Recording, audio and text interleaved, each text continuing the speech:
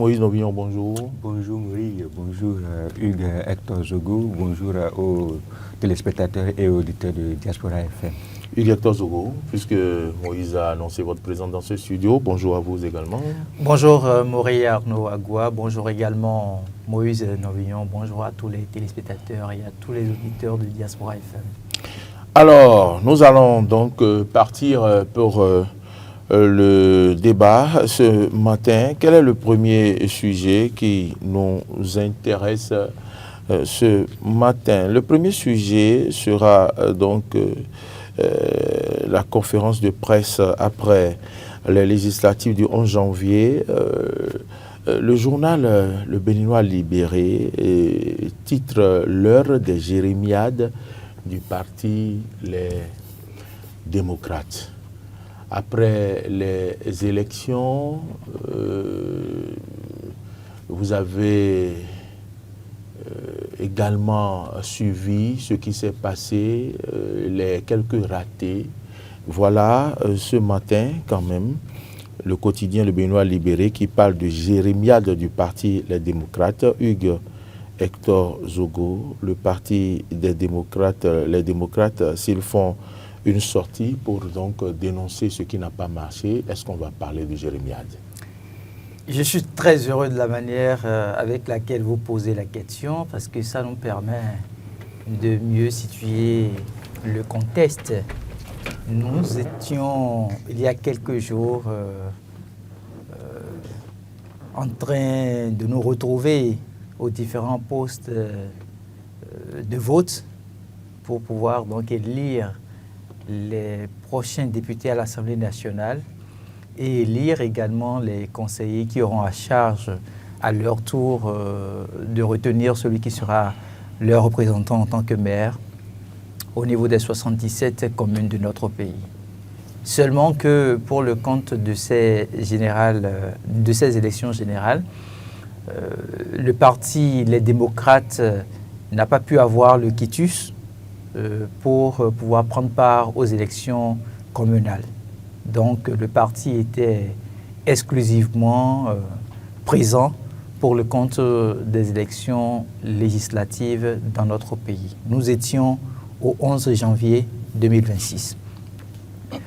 Le jour du vote, nous avions pu constater qu'au niveau des départements du septentrion de notre pays, beaucoup de bureaux de vote ont pu ouvrir déjà à partir de 7 heures, comme à l'accoutumée.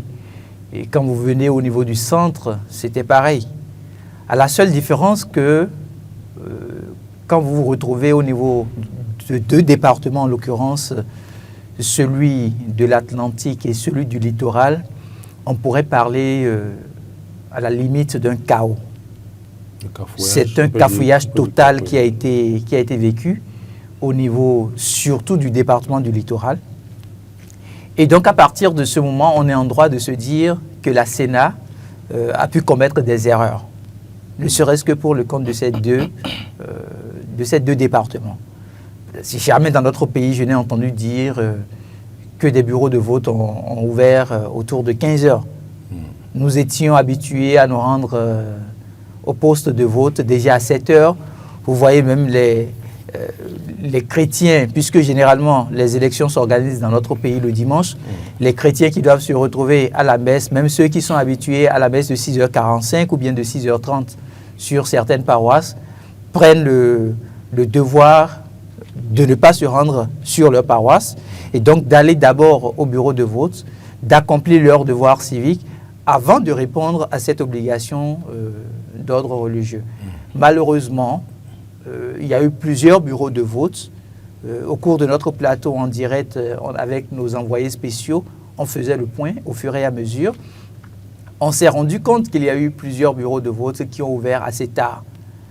Et moi, j'ai été un peu peiné parce que je me suis dit, quelques jours avant quand même l'organisation de ces élections-là, je félicitais la Sénat parce que les dispositions étaient déjà prises pour envoyer les matériels. Alors, comment expliquer le fait qu'une Sénat qui se retrouve sur un même territoire, que ces bureaux de vote auxquels nous faisons aujourd'hui allusion, comment se fait-il que la Sénat n'ait pas pu prendre des dispositions pour que les bureaux de vote aient pu ouvrir à temps? Est-ce que la Sénat a jusque-là donné des explications par rapport au raté? J'ai pu comprendre que le président de la Sénat a présenté des excuses. Maintenant, c'est vrai qu'on ne va pas s'y éterniser, mais c'est d'une manière ou d'une autre le droit de certains citoyens qui se retrouvent bafoués.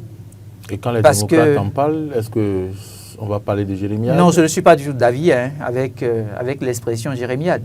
Le parti est en droit de pouvoir faire ressortir les irrégularités d'un processus électoral. Vous avez vu... de ceux qui n'ont pas marché. Ce qui n'a pas marché. C'est le plein droit du parti de le signifier. Et le faire d'ailleurs, c'est tirer sur la sonnette d'alarme. C'est vrai que le parti, l'expression ou les termes utilisés m'ont gêné un peu, mais je me dis que c'est de leur droit le plus absolu donc de faire cette conférence de presse-là et de dire oui qu'il y a eu des irrégularités qui ont été constatées. Vous et moi, nous l'avons constaté. D'autres compatriotes à nous se retrouvant sur le territoire béninois l'ont constaté aussi. Et le président de la Sénat aussi l'a constaté. Donc, je ne pense pas que l'on puisse parler en termes de jérémiade. Ils se retrouvent dans leurs droits, tout comme d'autres partis et même de la mouvance pourraient prendre la parole, faire de la conférence de presse et tenir les mêmes propos. C'est vrai que généralement, quand on parle d'organisation d'élections dans un pays, ce qui retient le plus l'attention, c'est l'environnement pacifique. Est-ce que les élections se sont organisées dans la paix? Souvent, c'est ce qui retient l'attention parce que l'organisation d'une élection, ce n'est toujours pas, je vais dire, gagné à l'avance. Il peut facilement avoir de tensions. Et c'est ce qui explique pour la plupart du temps que les frontières restent généralement fermées. Pour le cas du Bénin, en tout cas pour ce qui concerne ces élections communales et législatives, nous avions fait l'expérience de laisser nos frontières terrestres ouvertes, celles aériennes aussi, je crois bien. Et donc, on peut se permettre de féliciter nos forces de sécurité publique et de défense nationale qui nous ont permis de connaître un environnement de quiétude tout au long du processus. Il y a eu des bureaux de vote qui sont restés un peu au-delà de 0 heure, si je ne me trompe. Et donc, tout ça s'est passé dans le calme. Et donc, en référence à ce calme-là, on peut quand même s'en féliciter et dire que notre pays a pu tirer son épingle du jeu. Mais ça ne nous empêche pas quand même de faire ressortir les limites qui ont été observées parce que devant nous, nous avons encore d'autres élections. Nous avons les élections présidentielles qui sont là. Et c'est la toute première fois dans l'histoire politique de notre pays qu'on assiste à l'organisation générale, d'élections générales. Donc on ne va quand même pas manquer de faire ressortir les irrégularités pour permettre à l'institution de se professionnaliser. C'est d'ailleurs le souhait aujourd'hui de tout le monde que la Sénat soit une institution professionnalisée. Vous avez vu tous les moyens qui sont en train d'être mis à disposition donc, de la Sénat. Vous avez vu l'arsenal qui se déploie au fur et à mesure, aussi au niveau de cette institution. Donc, que ce soit bien fait, c'est au profit du peuple béninois. Maintenant, quand il y a des ratés, il faut qu'on puisse aussi avoir le courage d'accepter qu'il y a eu des ratés. Très bien. Merci à vous pour votre réponse. Je me retourne vers vous, Moïse Novillon. Vous avez suivi le développement fait par Hugues Hector Zogo, un parti politique qui fait une conférence de presse. De plus, quand c'est le parti politique que nous appelons de l'opposition radicale, à quoi devons-nous nous attendre, même si Hugues Hector Zogo, en parlant, a dit qu'ils ont utilisé des mots qui le dérangent un tout petit peu. Est-ce qu'on pouvait attendre à autre chose et devons-nous parler de jérémiade dans ces conditions? Non, je suis d'accord, tout à fait d'accord avec mon confrère Hugues Hector Zogo quand il dit que le mot jérémiade était un peu trop fort pour qualifier ce que les responsables du Parti Les Démocrates ont eu à faire, notamment une conférence de presse au lendemain d'un scrutin pour pouvoir mettre une certaine lumière sur la façon dont le processus s'est déroulé en général. Ce n'est pas seulement en rapport aux événements du 11 janvier que les responsables du parti politique ont communiqué, ils ont parlé également de tout le processus, ils ont rappelé tout ce qu'ils avaient déjà l'habitude de dénoncer en ce qui concerne ce qu'ils ont observé ou dénoncé comme irrégularité le long du processus. Et donc, évidemment, on ne peut pas reprocher à la formation politique de s'exprimer. Et nous, en tant que Béninois, nous avons tous le droit de nous exprimer. C'est quand même heureux et c'est très bien de le rappeler, de le souligner. Et donc, le parti est dans son droit de s'exprimer et surtout de dénoncer quand cela ne va pas. Nous avons pu constater en tant que citoyens, en tant qu'observateurs, en tant que professionnels, que tout n'a pas bien fonctionné le 11 janvier dernier, notamment les retards. Et les retards vraiment criards dans certains postes de vote. Vous voyez, jusqu'à 15 heures, il y avait des postes de vote qui n'étaient pas encore ouverts. Et plus encore dans la capitale Cotonou, vous voyez, le parti a mis l'accent sur ces retards-là, notamment à Tchaourou et à Tchatchou, si je m'en tiens à leur communiquer, bien sûr, à Porto Novo, à Cotonou, à Aboumé-Calavi, et entre autres. Ouais, ça fait beaucoup. Et pourquoi est-ce que le parti est d'ailleurs plus encore en droit de s'exprimer? Non seulement c'est une formation politique de l'opposition, vous le rappeliez si bien tout à l'heure, mais c'est la formation politique au regard de ces élections-là qui a plus de défis à relever comparativement aux autres formations politiques. N'oubliez pas que les démocrates n'ont pas noué d'alliance, d'accord de gouvernance avec une autre formation politique. Le défi, c'était d'avoir 20% dans chaque circonscription électorale. Et donc, vous rendez compte que si, par exemple, et surtout les localités touchées, vous voyez, le parti a un droit de faire toute forme de lecture possible. On sait très bien, par exemple, que les démocrates ont l'habitude, par exemple, d'avoir dans Cotonou, dans Porto Novo, par exemple, surtout dans les grandes villes, un certain nombre, c'était leur fief parce qu'ils avaient pu enlever des sièges pour la législature passée, c'est-à-dire l'élection en 2023. Et donc, quand c'est dans ces grandes villes, en plus qu'il y a de grands retards, vous voyez qu'il y a des raisons d'avoir peut-être des soupçons et effectivement que le parti puisse donner le signal, donner l'alerte telle que le parti est en train de le faire. Et donc, la Sénat, effectivement, s'est excusée à travers la personne de son président, mais cela n'exclut pas que le parti quand même puisse dénoncer. Maintenant, est-ce qu'il ne faut pas aller au-delà de la dénonciation? C'est peut-être ce qui exacerbe, je mets entre guillemets, le confrère qui parle de jérémiade, parce que on a observé que tout le temps, les démocrates sont restés dans cette posture, dans cette logique de dénonciation, d'accusation, de dénonciation, d'accusation à travers communiqué. Et en justice, en droit, ils n'ont pas toujours réussi à monter des dossiers inattaquables, des dossiers qui vont leur permettre d'obtenir gain de cause après la phase des conférences de presse, après les dénonciations dans les médias. Parce que nous le rappelions hier avec Carole Olaye, ici sur cette émission, que le droit, en réalité, la question de j'ai raison ou j'ai tort, là, en droit, ça ne fonctionne pas comme ça fonctionne dans les universités, comme ça fonctionne sur les plateaux télé, comme ça fonctionne dans les causeries. Dans les quartiers. En plus de ce que vous avez raison, il faut réussir à respecter tout ce qu'il y a comme processus, tout ce qu'il y a comme procédure pour pouvoir obtenir gain de cause. Voilà. Si vous saisissez, voilà. Si le temps, par exemple, pour saisir les institutions, les juridictions compétentes, si vous passez le temps à faire des conférences de presse, à faire des communiqués, et que vous allez saisir la mauvaise juridiction, par exemple, vous perdez, même si vous avez raison, vous perdez déjà de chances de pouvoir emporter la partie.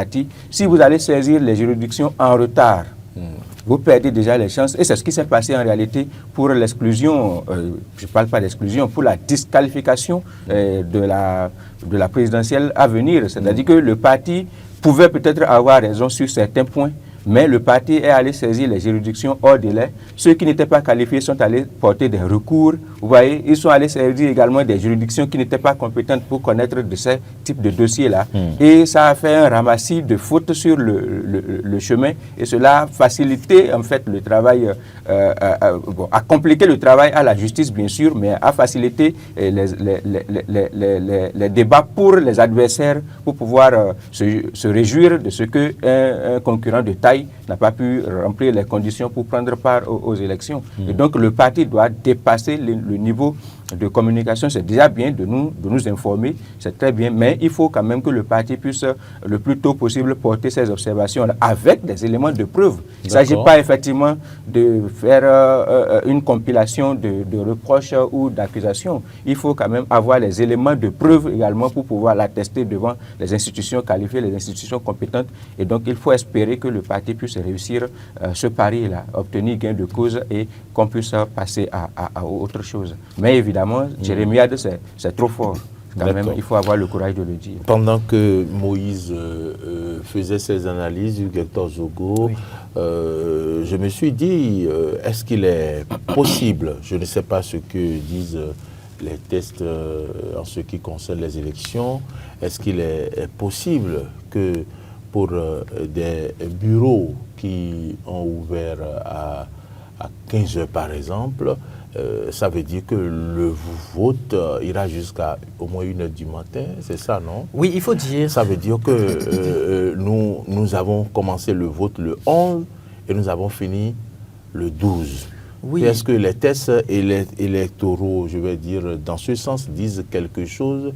Est-ce qu'il est possible, dans l'histoire des élections que nous avons organisées de 90 à ce jour, est-ce qu'il est possible pour la Sénat de décider une reprise des élections dans ces localités ou communes ou arrondissements où il y a eu ces problèmes-là?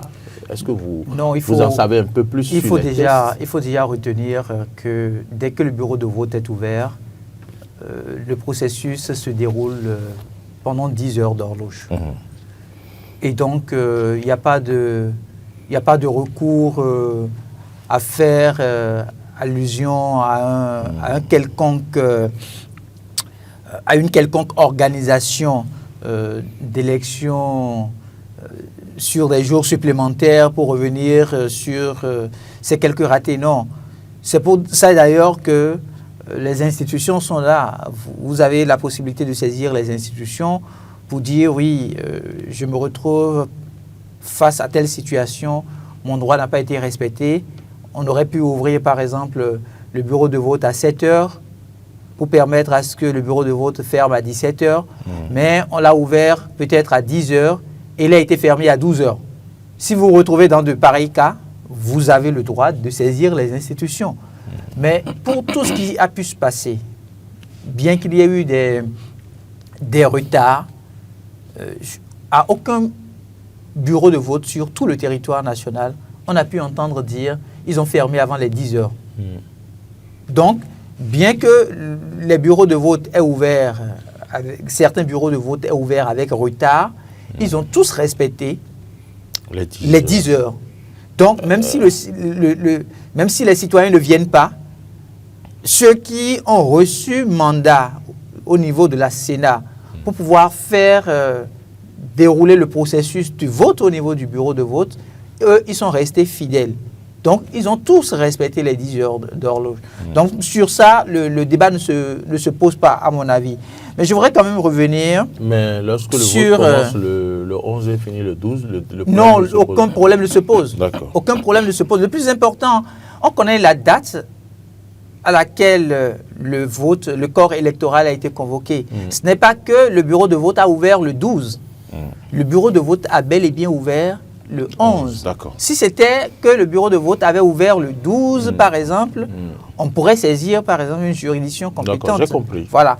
Maintenant, je voudrais quand même revenir sur certains éléments pour permettre à nos téléspectateurs de mieux apprécier. Et les auditeurs aussi. Et à nos auditeurs aussi de mieux apprécier la démarche dans laquelle le parti, les démocrates, s'est retrouvé. Maintenant, tout à l'heure, je disais que le parti, je n'ai pas forcément aimé quelques mots qui ont été utilisés. C'est effectif. Quand je prends par exemple la salle de situation électorale, cette salle-là, vous savez que ce sont les organisations de la société civile qui l'ont mise en place. Et les organisations de la société civile ne font pas de la politique. C'est des organisations apolitiques et qui ont donc un caractère impartiale dans le processus. Elles n'appartiennent ni à la mouvance, encore moins à l'opposition. Mais je vais lire le constat qui a été fait par ces organisations-là à partir de la salle de situation électorale mise en place. Je note que 30,76% des bureaux de vote, 30,76% des bureaux de vote ont effectivement démarré les opérations de vote à 7 heures. 11,33% des postes de vote ont ouvert entre 7h01 et 7h29. 41,30% des bureaux de vote ont ouvert après 7h30. Maintenant, ils disent que les retards critiques observés font état d'un démarrage des opérations de vote après 7 heures d'horloge. C'est le cas, par exemple. D'accord, oui. Donc 14 heures, oui. 14 heures, merci. C'est le cas, par exemple, du bureau de vote 4 de l'école primaire publique à Hogbowe, dans le 13e arrondissement de Cotonou. D'accord. Donc, ça voudrait dire que ce 4e bureau de vote qui se retrouve au niveau de l'école primaire publique à Hogbowe, dans le 13e arrondissement de Cotonou, a ouvert à 14 heures ou au-delà. Au-delà de 14 heures. À 0 heure ou un peu après. Et ils disent ensuite que un autre a ouvert à 15h26. Au niveau du poste de vote 2 du CEG Ouiho, toujours dans le 13e arrondissement de Cotonou, on note que ce bureau a ouvert à 14h28. Ce n'est pas des choses auxquelles nous étions habitués. Ouais. C'est-à-dire, même s'il doit avoir retard, à la limite, déjà à 8h30, 9h maxi, tout est déjà en place et puis nous allons accomplir notre devoir civique. Maintenant, quand vous attendez jusqu'à 14h avant d'ouvrir un bureau de vote, imaginez toutes les personnes qui avaient fait des projections sur leur journée et qui se disaient, en tant que citoyen, je vais assumer mon devoir civique dans la matinée et dans l'après-midi, je vais vaquer à d'autres occupations. Puisque le lendemain, ils doivent se retrouver au bureau. Et donc, chacun a pu s'organiser en connaissance de cause, en fonction donc de tout ce qu'il a comme activité à mener. Et on se rend compte que c'est pratiquement à 14 heures. Donc, celui qui est peut-être resté au bureau de vote depuis 7 heures à attendre que le processus puisse s'ouvrir et prendre part au vote et accomplir son devoir civique, qui est un droit constitutionnel, celui-là peut à un moment donné se fâcher et rentrer. Absolument. Alors, à partir de ce moment-là, on va dire se décourager. Il va se décourager. Oui. Et dès qu'il rentre, est-ce que c'est une bonne chose? Demain, on dira qu'il n'a pas accompli son devoir civique. Et on va vouloir le lui imputer sur le plan moral. Mais il faut dire quand même que des dispositions ont été prises. Par exemple, moi, dans mon quartier, autour de 18h, 19h, j'ai entendu un crieur public passer dans les rues et demander aux populations que le bureau de vote est encore ouvert et que de venir voter. Non, ce n'est pas de ça qu'il est question. Oui, mais... Non, ce n'est pas de ça. En fait, ce n'est pas de ça qu'il est question. Parce vous dites que la personne pourrait se fâcher et rentrer chez elle. Mais après, lorsque on fait le tour, on rappelle que le bureau est ouvert de revenir. Si la personne a la volonté de voter, la personne ira voter. Non, ce n'est pas ça. Ce n'est pas la journée du dimanche 11 n'est pas une journée fériée. Ce n'est pas une journée chômée. Et donc, le citoyen, d'accord, le citoyen qui va au vote ce jour-là, il a d'autres activités à mener. C'est un droit constitutionnel. On ne va pas s'amuser, en fait, avec un droit constitutionnel. La Sénat n'a pas à nous faire ce qu'elle a fait faire là. Mais la Sénat n'a pas fait exprès. Mais ce n'est pas une question d'exprès, c'est une question de... Ça peut arriver. Est-ce que vous connaissez... Non, en quittant la maison, vous pouvez ne pas prévoir que vous aurez crevé. Non, ce n'est pas possible. Ça peut arriver. Ce n'est pas possible. Donc, ce qui est arrivé là ne doit plus jamais arriver. Oui, mais bon, plus jamais, oui, mais c'est déjà arrivé. C'est que les leçons soient tirées pour que cela n'arrive plus. Pour que les leçons soient tirées, il faut qu'on tire sur la sonnette d'alarme. On ne va pas pleurnicher. Ce n'est pas qu'on pleurniche. Non, ce n'est pas qu'on pleurniche. Oui, on pleurniche là. Non, c'est pas qu'on est en train de pleurnicher. Oui. Puisqu'il y a ce que vous oubliez d'accord, ce que vous oubliez, vous en tant que professionnel des médias par exemple, vous pouvez prendre la décision de voter au niveau de votre bureau de vote et vaquer à vos occupations professionnelles.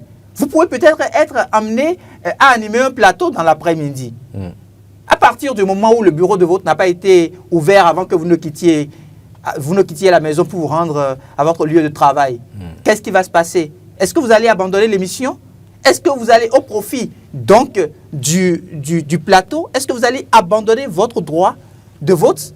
C'est une question assez sensible. Et je trouve que les leçons seront tirées à divers niveaux pour que on espère vraiment que les leçons soient tirées parce que on comprend. Vous savez, votre amertume. C'est-à-dire que ce genre de fait vient ternir un peu l'image de notre pays.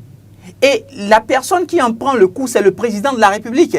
Oui, mais c'est le président de la République. C'est des ratés en toute chose, c'est des ratés. C'est des ratés qu'il ne faut pas. C'est des ratés qu'il ne faut pas admettre en fait. Oui, mais c'est des ratés qu'il ne faut pas. Arriver. Non, c'est pas des choses qui doivent arriver. Ça pourrait arriver. C'est pas des choses qui doivent arriver. On ne peut jamais dire jamais. Il faut constater que c'est déjà intervenu et c'est vraiment regrettable. Je suis d'accord avec Hugues. Je comprends son amertume. C'est vraiment regrettable, surtout que cela intervient à Cotonou quand même. C'est ça. C'est-à-dire que le siège de la Sénat, c'est Cotonou. C'est Cotonou. Et on se dit qu'en principe, Cotonou et surtout les grandes villes devraient être normalement exemptes, ne devraient pas se retrouver dans cette situation-là. Vous imaginez, le ministre de l'Intérieur a voté avant 10 heures à Kandi. Oui. C'est-à-dire, il a voté à Kandi. Le ministre de l'Intérieur a voté à Kandi avant 10 heures. Si on a pu servir nos compatriotes qui se retrouvent jusqu'à Kandi, par rapport à Cotonou, bien évidemment, où le siège de la Sénat se retrouve à Cotonou, moi, ça me pose un problème. Bon, je voudrais bien. Mais surtout puisqu'on parle de... Et c'est même pas qu'on a attendu, par exemple, 10 heures pour ouvrir les bureaux de vote. Oui, là, maintenant, au niveau de la plateforme électorale, cette plateforme qui parle des OSC, oui. Des OSC. Oui, la situation... Mais il faut voir toutes les organisations étrangères, toutes les représentations des organisations étrangères qui viennent et qui font le constat. Mais globalement, ils ont apprécié. Non, je l'ai dit tout à l'heure. J'ai dit le déroulement du scrutin. Il n'y a pas eu de heurts. Le déroulement du scrutin, d'accord, dans un pays, généralement, ce qui retient notre attention, c'est est-ce que tout s'est bien passé dans la paix. Et chez nous, on peut se permettre de dire oui et s'en féliciter. Mais il y a aussi des erreurs qu'il ne faut pas permettre. Oui, mais la Sénat prendra les dispositions pour qu'on n'assiste plus à ces faits. Parce qu'on a encore une élection. Tout à l'heure, en avril, l'élection présidentielle. Oui. Mais il ne faut pas forcément et uniquement se focaliser sur la question du retard parce que le parti, dans son communiqué, n'a pas que fait...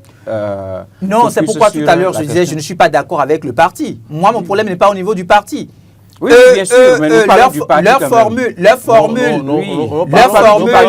Nous parlons de la sortie du parti quand même. Et donc, le parti n'a pas fait focus que sur le retard. Il y a également d'autres aspects que le parti a mis en exergue. Comme quoi? Comme par exemple les questions de bourrage d'urnes.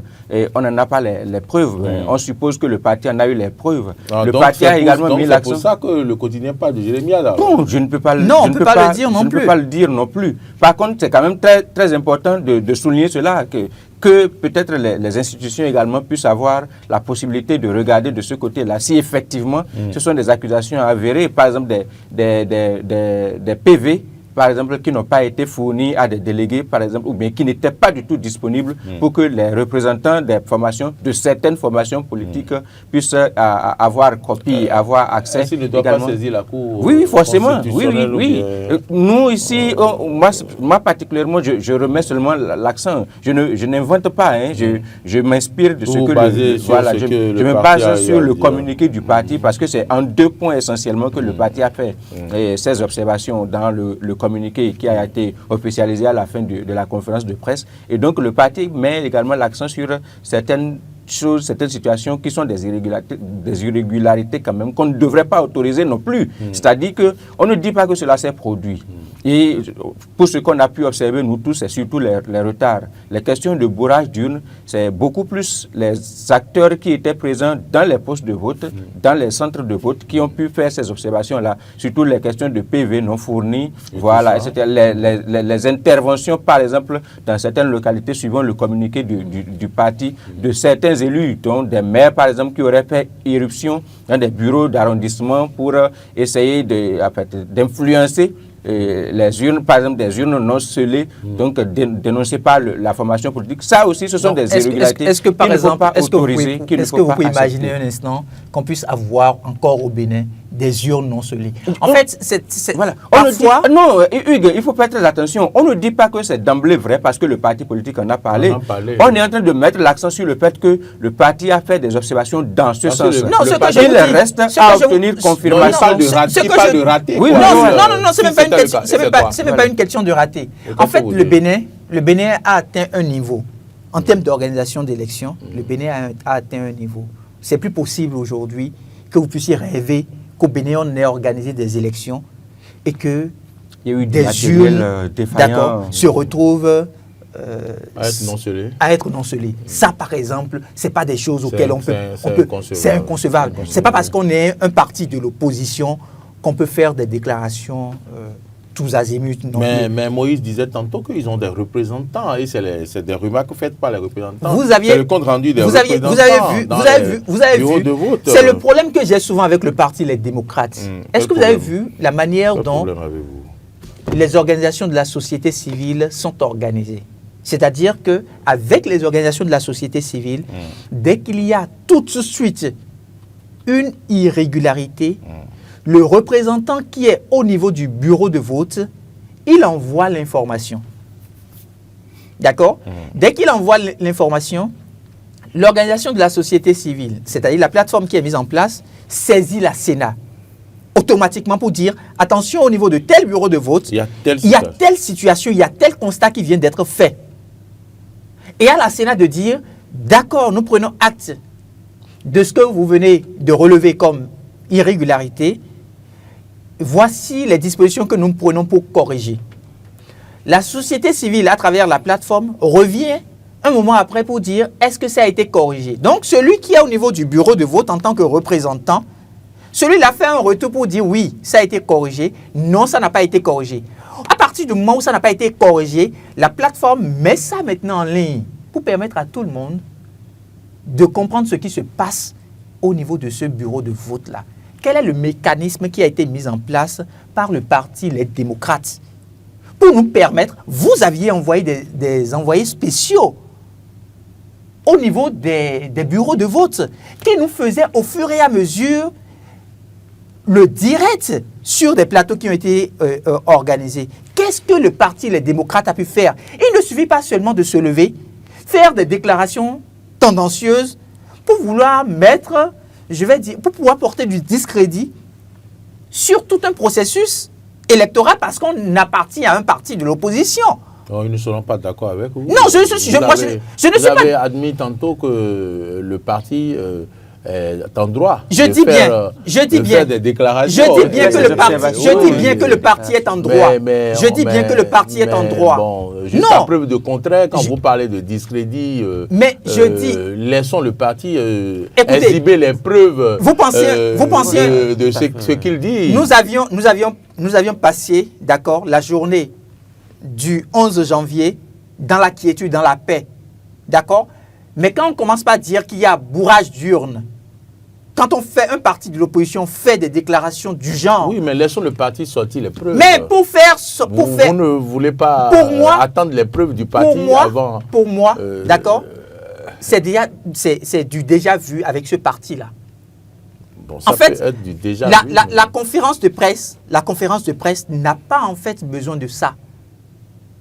Dans les faits, dans le feu de l'action. Quand vous parlez du déjà vu, c'est le bourrage. Vous avez déjà vu le bourrage des On en a entendu parler de la part de ce parti, mais à aucun moment ils n'ont apporté... jamais vu des vidéos dans ce sens. Ils n'ont jamais apporté la preuve devant les juridictions compétentes de la République.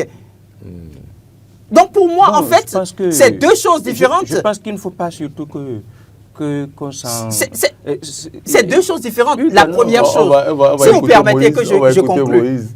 c'est deux choses. La première chose, le parti est en droit de faire des déclarations, d'accord?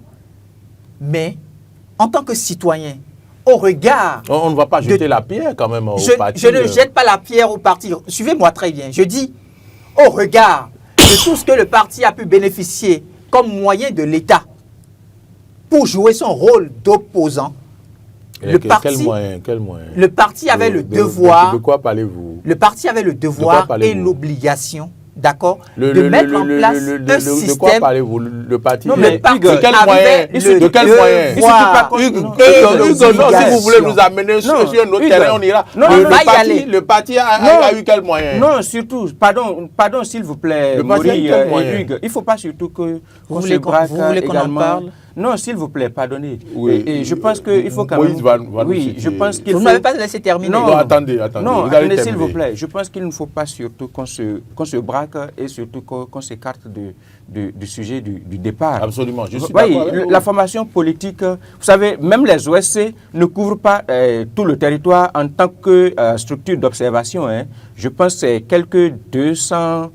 observateurs, un peu plus que 200 observateurs. Ils ont plus de 1200 observateurs. Non, oui, voilà, pardon, 1200 observateurs. Et je ne me dis pas que ça couvre l'ensemble des postes de vote. Ça fait déjà une première observation. C'est-à-dire que la salle de la situation électorale a fait beaucoup d'efforts, évidemment. Il faut saluer, et c'est un travail véritablement d'experts et de qualité qui a été effectué, effectivement. Et la salle a pu, les observateurs de la salle de la situation électorale de WANEP, on peut le dire, on ne fait pas de la pub, on les connaît des OSC, notamment coordonnés et appuyés par WANEP et d'autres institutions et pays partenaires également, ont fait un vrai travail de formation d'abord et de déploiement d'observateurs sur le terrain. Et donc, ils ont pu observer certaines irrégularités et dans leur fonctionnement, ils ont pu remonter au fur et à mesure certaines de ces observations-là.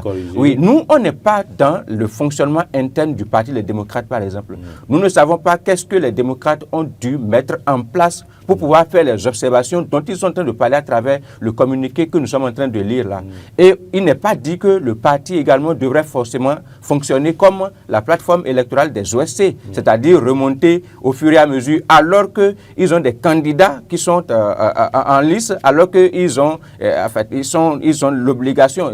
Les OSC, par exemple, ne sont pas en compétition. Eux, ils sont en compétition. Donc, on ne peut pas leur demander de mobiliser les mêmes dispositifs, ressources matérielles pour pouvoir faire et fonctionner dans les mêmes proportions que les OSC, c'est-à-dire remonter au fur et à mesure. Je ne pense même pas que les observateurs de la Cour constitutionnelle, par exemple, ou bien encore d'autres institutions, ont pu remonter au fur et à mesure les observations exactement comme les OSC. Ça n'a pas été possible comme cela à ce niveau aussi. Et donc, ce que je dis, je ne dis pas que Hugues n'a pas raison de faire sa lecture de la situation. Je ne dis pas qu'effectivement les acteurs politiques, et plus encore précisément les acteurs politiques de l'opposition, ne nous ont pas habitués à des discours en rapport au bourrage d'une, etc., etc. Mais cela ne veut pas dire non plus que les partis politiques n'ont pas le droit d'observer de bourrage d'une s'il y en a. Maintenant, ici, nous, on ne décrète pas qu'il y a bourrage d'une. On fait observer que le parti... On ne peut pas décréter non plus qu'il n'y en a pas eu.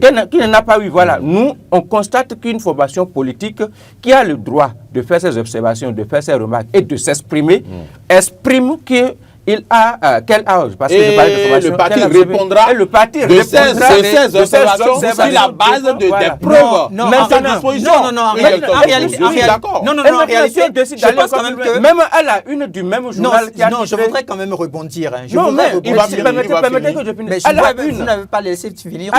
Vous nous avez laissé continuer, puis là, jusqu'au bout. Elle a une du même journal. Je pense que j'ai pu lire qu'il y a beaucoup d'observations ou bien de recours contre l'UPR, par exemple, dans une circonscription électorale de la part du BR. Ça veut dire que, par exemple, le BR aussi... Un journal qui a utilisé le mot vol, le potentiel, voilà, je ne sais pas... voilà. Donc, ça veut dire qu'en réalité, le potentiel ou bien béninois libéré, quelque chose comme ça. C'est toujours béninois libéré, voilà. Et apparemment, la rivalité est allée jusqu'à un certain niveau où même les formations politiques qui sont en accord de gouvernance ont pu faire des observations. Si on s'en tient, bien sûr, à ce que les confrères ont titré, c'est-à-dire que le BR, par exemple, aurait porté des recours. Voilà, j'ai cru lire une tonne de recours contre l'UPR. Forcément, voilà. Forcément, c'est surtout par rapport à des irrégularités ou bien des dénonciations de ce genre. Peut-être qu'eux n'ont pas choisi de faire un communiqué de presse et que les éléments de preuve en leur possession sont allés au niveau directement des institutions. Ça, c'est leur choix. Nous, on ne leur dicte pas ce qu'ils doivent faire. Mais ce sont des observations que nous on fait ici. Et donc, je pense qu'il sera très compliqué pour nous et qu'il ne serait pas également très agréable qu'on prononce de sentence. Je pense qu'il faut faire les constats, il faut faire les lectures. Est-ce que vous êtes d'accord avec moi qu'on se retrouve là en difficulté aujourd'hui, sur ce plateau? Par rapport en difficulté. Oui, on se retrouve en difficulté. Quelle difficulté? On se retrouve en difficulté parce que... Vous nous mettez en difficulté, dites-vous? Non, c'est plutôt vous qui nous conduisez à nous retrouver en difficulté. Parce que là, on est en face d'un confrère. Oui. On est en face d'un confrère. Oui. Et c'est un confrère qui a titré le mot jérémiade. Oui. Il y a quand même au niveau du code. Vous avez dit non, que le mot est fort. On a trouvé que le mot est fort. Oui. Où mais sont les difficultés alors pourquoi vous C'est le fait d'avoir dit que le mot est fort que vous êtes en difficulté. Non, mais en réalité... C'est quoi le problème? En réalité, au même moment où on est en train de trouver que le mot utilisé par le confrère, c'est un mot fort vis-à-vis du parti, il faut qu'on puisse avoir aussi le courage de dire au parti, il y a des mots qu'on ne peut pas utiliser dans une conférence de presse. Quand on est un parti, c'est pas parce qu'on est un parti de l'opposition que tout est permis. Je vais vous lire un extrait. Je vais vous lire juste un extrait. Allez-y. Le parti dit exactement ceci. En effet, après la deuxième modification rocambolesque de la Constitution dans la nuit du 15 novembre 2025, force a été de constater que le pouvoir de la rupture, avec son bras armé, qu'est la Sénat, qu'est-ce que ça signifie? Comment vous pouvez dire que la Sénat, c'est le bras armé du pouvoir de la rupture? C'est responsable, ça? Un parti qui veut prendre le pouvoir, un parti qui veut envoyer des députés à l'Assemblée nationale pour voter des textes de loi qui portent ce discrédit-là sur une institution en charge d'organisation des élections dans notre pays. Ce n'est pas possible. Mais qu'attendez-vous alors d'un parti de l'opposition radicale? Non, ce n'est pas... Dans tous les pays, il y a des partis... Non, ce n'est pas... Les partis d'opposition radicale... Vous n'allez pas... Ce discours ne devrait pas vous étonner. Moi, ça me pose un problème. Oui, ça peut vous poser un problème. Mais ça ne devrait pas vous étonner, Hugues. Non, mais c'est un parti de l'opposition, on a ajouté radical. Donc, on permettait que le parti ne caresse pas le pouvoir en place dans le sens des poils. Ce n'est pas une question de caresser le pouvoir. Je ne suis pas en train de parler du pouvoir en place. Oui, c'est pour vous dire que je suis en train de parler... Je suis en train de parler de l'institution en charge des élections dans notre pays. Oui, mais vous ne me suivez pas apparemment. Quand vous êtes... Vous ne me suivez pas. Je vous suis. Je dis, pourquoi ça devrait vous étonner? Est-ce qu'on doit se taire sur ces choses-là? Non, ce n'est pas de ça qu'il s'agit. Mais c'est un parti de l'opposition qui fait une déclaration. Et on a dit l'opposition radicale. Le parti de l'opposition qui se réclame un parti d'opposition radicale, a-t-il le droit ou bien est-il au-dessus de la Constitution de notre pays? Ça, c'est un autre débat. Non, ce n'est pas un autre débat. Parce que quand le parti se permet de faire cette déclaration aussi tendancieuse, ça jette du discrédit sur l'État-nation qu'est le Bénin. En fait, c'est de ça qu'il est question. Sinon, qu'est-ce qu'on devrait faire? Vous êtes en droit. Tout à l'heure, on a reconnu. On a reconnu quand même qu'il y a eu des irrégularités. Mais vous pensez que le parti est allé trop fort? On a pu dire à la Sénat qu'on ne souhaite pas que de pareilles choses se répètent dans notre pays. Mais comment est-ce que vous puissiez, en tant que parti de l'opposition, dire que la Sénat, c'est le bras armé? Le président Boni Yahi, qui se retrouve être le président de ce parti politique-là, quand lui, il était président de la République, est-ce qu'à dire que quand il était président de la République, la Sénat qui était en charge de l'organisation des élections, c'était son bras armé? Mais c'est ça, en fait. Ce n'est pas parce qu'il s'agit de Patrice Talon, en réalité. Il s'agit de l'institution. Quand Boni Yahi était à la tête en tant que président de la République, la Sénat était-il son bras armé? Ou du moins, était-elle son bras armé? Non!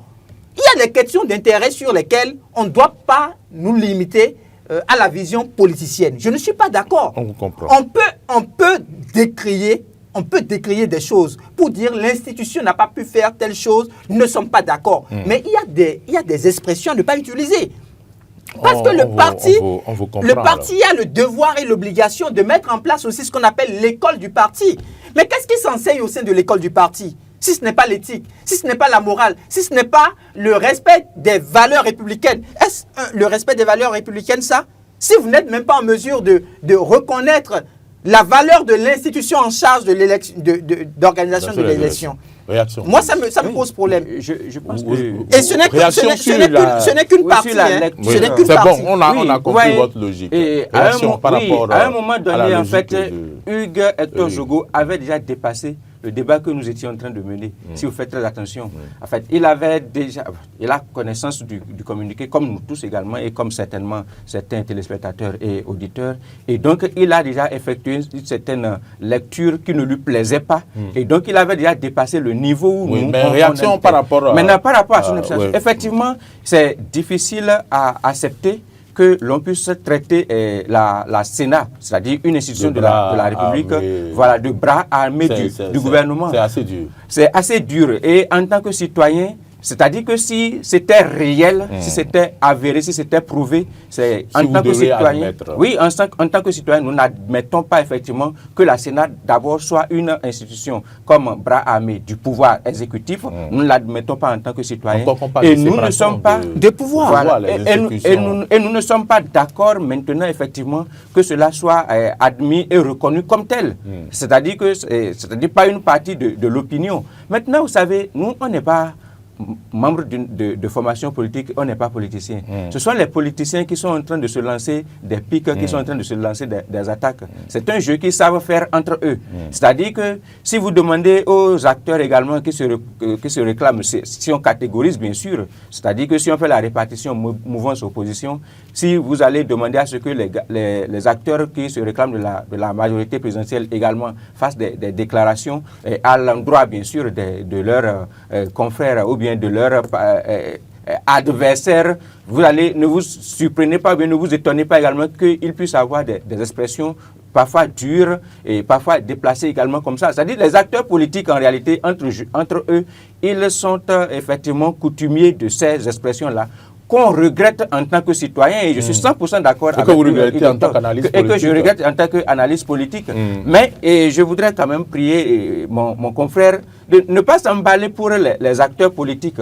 Il faut dénoncer, certes, et je dénonce également, mais les acteurs politiques, c'est leur jeu, quoi, c'est leur tasse de thé, ils ont l'habitude de se lancer ce genre de propos et d'expressions, effectivement, qui parfois quand même, à l'international, vous voyez, au-delà du Bénin, si les gens doivent tomber sur ce genre de communiqué, sur ce genre d'informations, effectivement, ça n'honore pas l'image du pays. Et c'est à cela, en fait, qu'on demande aux acteurs politiques de polir leur discours, de revoir leur discours pour voir à quel moment et dans quelle mesure, en réalité, ce que l'on prononce, ce que l'on sort comme information ne jette pas du discrédit sur la République tout entière, alors qu'on n'a seulement que des intérêts à disputer de part et d'autre. Les mots qui sortent de notre bouche peuvent être aussi, comme je vais dire, des poignards. Bien sûr. Donc il va falloir travailler à ce que la paix soit aussi cultivée dans ce sens pour ne pas... Et c'est dans tous les sens, hein, c'est pas seulement...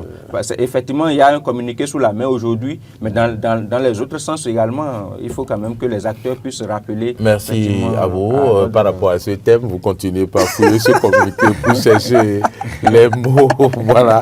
Mais moi, je suis habitué à entendre le parti des démocrates a dit des mots, et comme le dirait l'autre, j'entends des mots et je me lève de mon fauteuil. Non, je pense que les acteurs politiques, qu'ils veulent ou pas, et la réforme du système partisan et les nouvelles orientations qu'on est en train de voir venir par rapport au fonctionnement des partis politiques, progressivement va les amener à retirer de leur vocabulaire et de leur façon de communiquer certaines de ces expressions qu'on est en train de regretter ici ce matin. Vous savez, ils nous ont habitués à nous emballer en fait. Pendant longtemps, hein, on a passé les 30-35 dernières années à rester dans ce genre de discours. C'est-à-dire... Vous connaissez le parti par excellence qui était dû dans ce discours, c'est le PCB. Voilà. Il faut le dire, il ne faut pas le cacher. Mais vous savez, le Parti communiste du Bénin le Parti communiste intransigeant. Le Parti communiste du Bénin est intransigeant, mais quand vous les suivez, ils font des démonstrations exceptionnelles. Je suis d'accord. Oui, bien sûr. Ils vont vous sortir un registre assez soutenu, mais inattaquable. devant la Je justice. suis d'accord, mais ils sont sévères sur les mots. Merci pour le thème. J'aurais pu m'en arrêter là, mais je vais rapidement, puisque c'est l'actualité, c'est la CAN Maroc 2025, la coupe, les demi-finales commencent. Je m'en voudrais que pas vous permettre d'en dire un mot. Qui du Maghreb ou de l'Afrique de l'Ouest va pouvoir quand même se démarquer, puisque nous avons deux équipes de l'Afrique de l'Ouest, nous avons deux équipes du Maghreb. Ça montre quand même que le football est assis en Afrique de l'Ouest et bien assis dans le Maghreb également. Mais qu'est-ce que direz-vous, qui de l'Afrique ou du Maghreb de l'Ouest va pouvoir se démarquer pour pouvoir remporter cette coupe? Je commence par... À ce niveau de la compétition, c'est difficile de pronostiquer parce que ce sont les meilleurs qui arrivent là, ce sont les demi-finales. Et donc et nous avons une affiche qui est Sénégal, Égypte, Nigeria, Maroc. Voilà. Et donc vous vous rendez compte. Le Maroc, le pays organisateur, face à un Nigeria qui bousille tout sur son passage. Même, voilà, très tranchant, c'est sur les dernières confrontations. Même si le Nigeria est un pays qui surprend parfois et qui déçoit parfois. Donc, effectivement, à ce niveau de la compétition, c'est difficile de pronostiquer. Effectivement, nous sommes de l'Afrique de l'Ouest. Nous nous sentons un peu plus proches du Sénégal et du Nigeria, c'est tout à fait. Avec le Nigeria, par exemple, on partage quand même... Mais avec le football que vous avez vu juste là... Oui, avec le football... Puisque vous demandez, j'ai commencé par dire c'est difficile. Oui, mais avec le football que vous avez vu jusque-là. Avec le football qu'on a vu jusque-là. Que vous soyez de l'Afrique de l'Ouest ou du Maghreb, vous pouvez vous baser sur le football. Oui, rien n'est impossible à ce niveau. On peut peut-être supposer qu'entre le Sénégal et l'Égypte, le Sénégal, si le Sénégal effectivement reste concentré, l'Égypte n'est pas imprenable par rapport à tout ce qu'on a observé jusque-là. Sauf que le Sénégal n'a pas été très tranchant en attaque sur le long du tournoi. C'est ce qu'il faut peut-être déplorer à ce niveau. Voilà. Mais cette équipe n'est pas imprenable pour une équipe comme le Sénégal. Et d'ailleurs, les dernières confrontations, notamment à la CAN de 2019 et de 2021, je pense, et même dans le processus de qualification à la Coupe du Monde de 2022, le Sénégal a déjà démontré qu'il est capable de venir à bout des pharaons d'Égypte plusieurs fois, à plusieurs reprises, je pense 3 à 4 fois. À la CAN que le Sénégal a remporté, c'était face à l'Égypte. Donc le Sénégal est capable de dompter les pharaons d'Égypte. Ça, c'est déjà un fait. Donc il faut espérer maintenant qu'il puisse traduire ça dans la réalité. Ça, c'est autre chose également. Le Nigeria-Maroc, le Maroc, c'est quand même l'équipe vedette sur le continent aujourd'hui. Le Maroc a été demi-finaliste également à la Coupe du Monde. Donc il ne faut pas s'amuser avec le Maroc. Hier, avec Carole, ici, on faisait observer que sur toute la ligne, le Maroc a des joueurs qu'on ne peut pas comparer à beaucoup de sélections sur le continent, c'est-à-dire le gardien de but, les défenseurs, les milieux et les attaquants. Ils jouent dans de très grands clubs en Europe et il ne faut pas aller jouer dans ces équipes-là. Qui veut, c'est qui peut. Et donc le Maroc, c'est une équipe à prendre très au sérieux. Encore que c'est le pays organisateur, ils sont à domicile, boostés à bloc par leur public, évidemment. Donc ça va être très difficile à jouer pour le Nigeria. Mais le Nigeria a montré un visage très séduisant. On ne s'attendait pas à voir ce Nigeria-là sur ce tournoi, surtout en attaque. Et donc, il faut s'attendre à ce que ce soit un match très relevé. Osimhen nous avait donné un avant-goût lors de la dernière rencontre avec le Bénin. La dernière fois, c'était Osimhen, c'était sur Osimhen. Aujourd'hui, on se rend compte en réalité que tout au moins, il y a deux attaquants qui sont quand même très redoutables sur le tournoi, Lookman et Osimhen. Et ils sont également complémentaires, ils sont très complices sur le tournoi. Et voilà, et ils ont également derrière, je pense que c'est Kong, leur défenseur, qui tient quand même la baraque de main de fer. Ça va être très difficile pour les Marocains également. Il faut s'attendre à ce que ce soit un match très relevé. Je pense que c'est à 21h. Ce n'est pas à rater en réalité pour ceux qui sont les amoureux de football. Je vous inviterai pour une émission en direct ici et on verra si vous n'allez pas rater.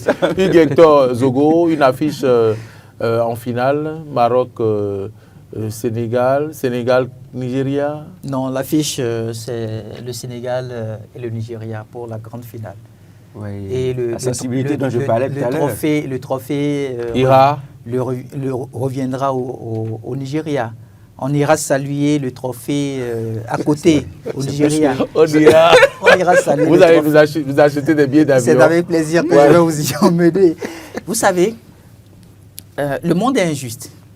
le monde est tellement injuste. Tout Comme à vous l'heure, dites comme dans ça. votre brève introduction, vous êtes revenu sur le fait que, oui, le Maroc, pays organisateur. Et ça, dans la conscience collective, dès qu'il y a un pays organisateur en jeu, c'est comme si le pays est parti favori. Je ne voudrais pas dire que le Maroc, à travers le jeu, à travers ses joueurs, ne convainc pas. Ne convainc pas. C'est pas ça. Mais c'est-à-dire il y a cette euphorie-là qui fait que systématiquement tout le monde... Et le pays organisateur, les planètes sont alignées derrière le pays organisateur, souvent. Oui. C'est vrai, Beaucoup d'éléments, c'est il y a vrai beaucoup parce de qu'il facteurs. y a un aspect politique aussi qui se joue. Dès que le pays organisateur est éliminé, le stade devient quasiment vide. Vide, oui, c'est vrai. Mais ne l'oublions pas, on est là maintenant déjà à la phase de demi-finale et même si le pays organisateur se voyait éliminé, le stade sera plein. Les gens seront là pour la finale. Ce n'est pas parce que le Maroc serait éliminé qu'ils ne viendront pas suivre la finale dans leur pays. Ils vont se déplacer. Et ça, c'est le premier élément. Le deuxième élément, c'est que l'arbitre à qui on va confier donc la destinée de ce match-là voudra démontrer qu'il est un grand arbitre. Et donc, il a le devoir et l'obligation de se mettre au-dessus de la CAF. S'il veut effectivement que l'on puisse garder son nom dans l'histoire, il va se mettre au-dessus de la mêlée. Il y a des arbitres dont les noms restent quand même dans la conscience collective. Et il y a des arbitres aussi où leur nom reste tristement célèbre. Tristement célèbre. Dans la conscience collective. Donc, en fait, c'est une question déjà de choix individuel. Quel est ce que l'arbitre fondamentalement veut pour son image? Donc, s'il reste impartial tout au long de la compétition, moi, je me dis, le Nigeria a toutes les chances pour passer cette étape-là et se retrouver en finale. Le Nigeria pourrait se retrouver en finale et s'amuser. Et s'amuser en finale. Wow. Mais pour une demi-finale face au pays organisateur, en fait, c'est des challenges comme ça que les pays comme le Nigeria, la Côte d'Ivoire, le Cameroun, c'est des challenges comme ça qu'ils aiment. Donc je me dis, ça va être très difficile pour le Maroc donc, de venir à bout de cette équipe que nous voyons quand même avec Osimhen. Vous avez vu comment il râle sur le terrain. Oui, c'est lui qui montre la voie. Il montre la voie. Oui. Donc ça voudrait dire qu'il y a un leader aujourd'hui en dehors du capitaine, en dehors du coach. Il y a un leader qui est là et tout le monde suit. Dès qu'il prend la parole, il donne l'orientation, tout le monde s'exécute.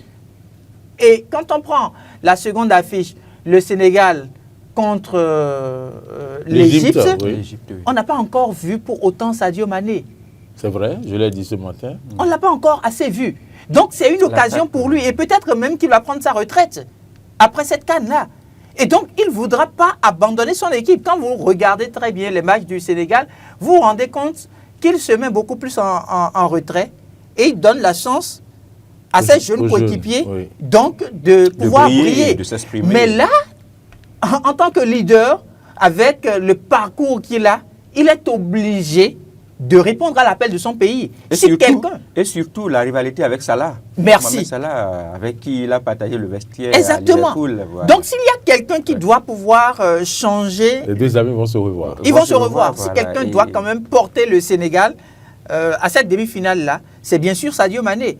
Et du moment où, c'est sûr que lui-même, après chaque match, il essaye de revoir ce qui n'a pas marché. Et psychologiquement, il doit être assez fort. Donc je me dis, le Sénégal, oui, en finale. Maintenant, le Sénégal face au Nigeria, ce que nous avions vu juste là, le Nigeria va rentrer pour faire honneur au Bénin. On verra bien. Oui, ainsi, on va le dire.